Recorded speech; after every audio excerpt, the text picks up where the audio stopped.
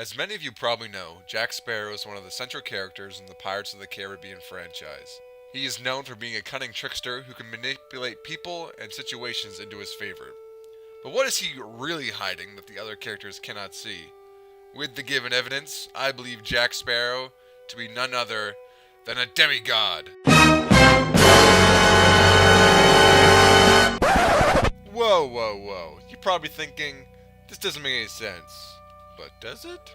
This idea first popped in my head when I was watching the latest movie, that is, at least of this time, of this video being published, on Stranger Tides.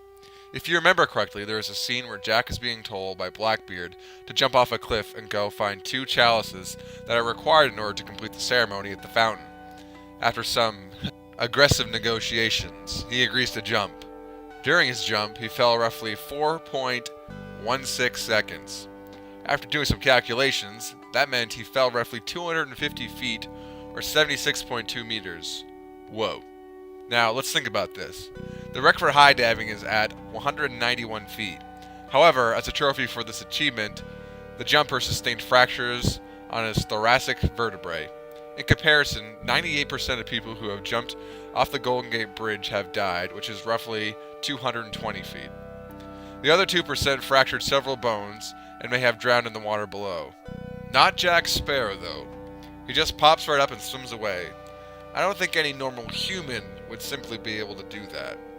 Even look at the way he hit the water, legs first. If he was a normal human, he would have at least shattered his shin and femur bones. He is definitely something more than your average pirate. Another piece of evidence is the fact that cannibals could see Jack Sparrow for what he was, a god in human form. As Gibb puts it, they meant to release him from his fleshy bonds. The cannibals could notice what we didn't. There was something special about Jack that was different from the rest of the crew. Jack knows how to communicate with the natives on at least some basic level, as he expressed earlier in the series. But how could he have learned their language without an interpreter? Could there have been other works at play? Perhaps some other worldly explanation for him being able to talk to them? So let's look at Jack Sparrow's heritage. This is something that At World's End elaborates on. Edward Teague is revealed to be Jack Sparrow's dad. His mother is revealed to be a shrunken head. Let's focus on Edward Teague, though, because honestly, not much is really known about his mother, besides the fact that, she is a shrunken head. Edward Teague is the pirate lord of Madagascar and a keeper of the code for the Brethren Court. Now, Teague has a habit of just showing up in the exact right place that Jack needs him to be. He saves Jack's life in the fourth movie, then proceeds to tell him all about the fountain, and then he pulls a Batman? Like, what? How can he just appear and disappear without a sound? It must also be a coincidence that he then is also a keeper of the code. I believe Jack's father to be none other than the Greek god Hermes.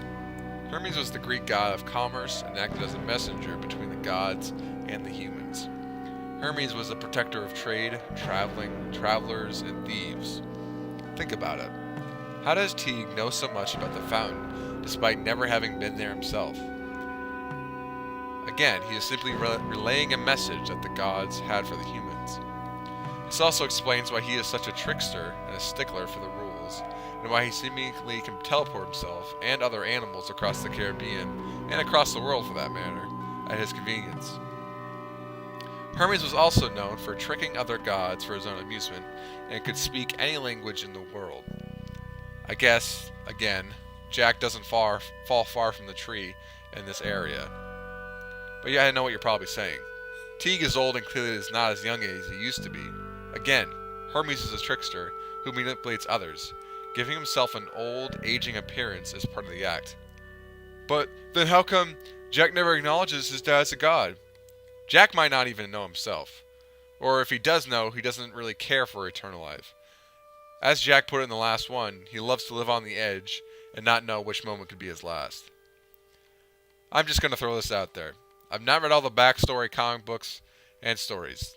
Actually, I am doing one of those dynamic read-throughs of one of the books right now that you should probably really subscribe and really check out those, okay?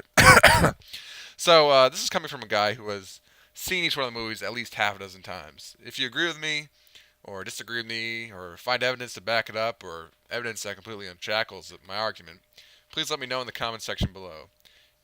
If you love pirates as much as I do, please consider hitting that subscribe button for more.